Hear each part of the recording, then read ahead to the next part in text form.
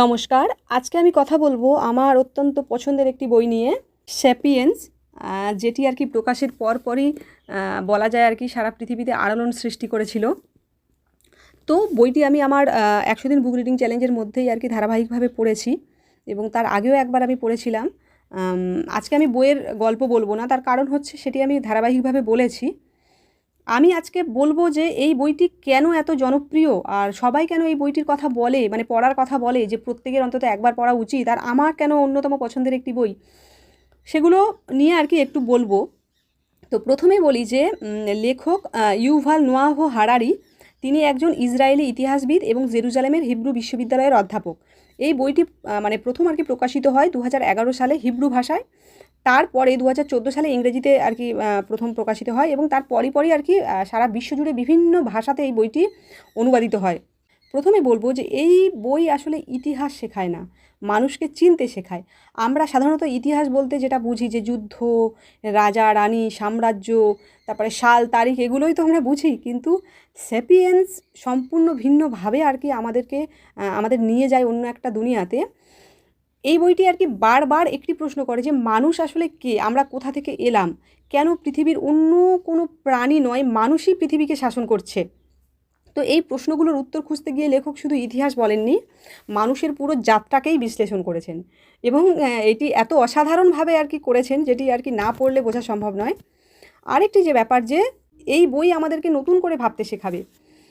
তো আমরা অনেক সময় কি বলবো, কিছুই প্রশ্ন না করেই আর কি অনেক কিছুকে স্বাভাবিক এবং সত্য বলে মেনে নিই, যেমন টাকা, রাষ্ট্র, ধর্ম, আইন, কোম্পানি, এইসবকে কিন্তু আমরা স্বাভাবিক বাস্তবতা বলে আর কি মনে করি।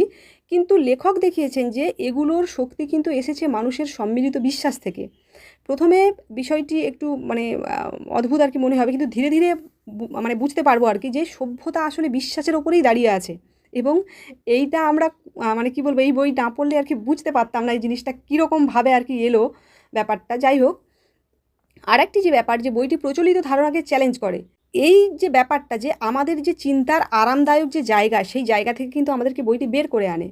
হ্যাঁ, যেমন আমরা সবাই জানি যে কৃষি বিপ্লব ছিল সভ্যতার সবচেয়ে বড় সাফল্য, কিন্তু লেখক প্রশ্ন করেন যে এটি কি সত্যি প্রত্যেক মানুষের জীবনকে মানে ভালো করেছে। তিনি কিন্তু উত্তর চাপিয়ে দেন না, তিনি কিন্তু ভাবার সুযোগ দেন আমাদের। তো এই যে ব্যাপারটা, আরও যে ব্যাপারগুলো আছে, যে এই বই বিভিন্ন কিন্তু বিষয়কে একসঙ্গে আর কি যুক্ত, যেমন এখানে হচ্ছে জীববিজ্ঞান আছে, নৃবিজ্ঞান আছে, অর্থনীতি আছে, সমাজবিজ্ঞান রয়েছে, মনোবিজ্ঞান রয়েছে, তারপরে ধর্ম নিয়ে আলোচনা রয়েছে, বিজ্ঞান নিয়েও আলোচনা আছে। অর্থাৎ মানুষকে বোঝার জন্য লেখক বিভিন্ন বিষয়কে একসঙ্গে কিন্তু নিয়ে এসেছে এবং এই কারণে এই বইটি এত সমৃদ্ধ আর কি। এই বই কিন্তু আমাদের উত্তর কম দেয়, প্রশ্ন বেশি দেয়। তো আমরা মানে অনেক বই পড়ি উত্তর জানার জন্যে, যে হ্যাঁ কি বলছে, ব্যাপারটা কি বুঝে গেলাম। তো আমাদের কিন্তু এই বইও আমাদের অনেক কিছুর উত্তর দেয়, কিন্তু প্রশ্নও দেয়। ব্যাপারটা যেটা, যে সভ্যতা কী, উন্নতি কী, সুখ কী, তারপরে হচ্ছে মানুষ কি সত্যি আগের থেকে ভালো জীবনযাপন করছে, এই প্রশ্নগুলোর কিন্তু সহজ কোনো উত্তর কিন্তু নেই, কিন্তু প্রশ্নগুলো আমাদের আরও গভীরভাবে ভাবতে শেখায়। আর আমাদের যেটা না বললেই নয়, যে বর্তমান পৃথিবীকে বোঝার জন্যে এই বইটা ভীষণ জরুরি, ভীষণ জরুরি। এটা পড়লে আমরা অনেক কিছু বুঝতে পারি।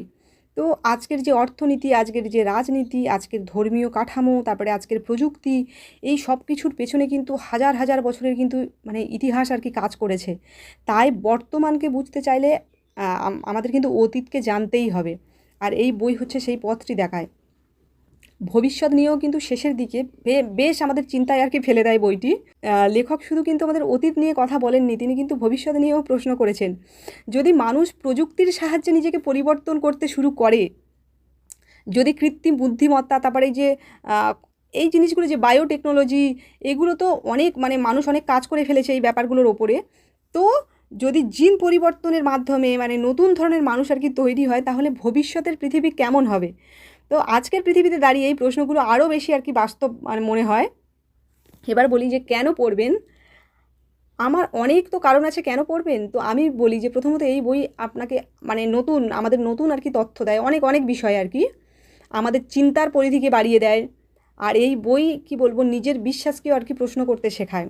আর বর্তমান পৃথিবীকে জানার এবং অতীতকে জানার আর কি অন্যতম একটি মানে গুরুত্বপূর্ণ আর কি কী বলবো মাধ্যম হতে পারে এই বই। তো এটি কিন্তু শুধু একটি ইতিহাসের বই নয়, এটি কিন্তু মানুষের গল্প, একটি সভ্যতার গল্প।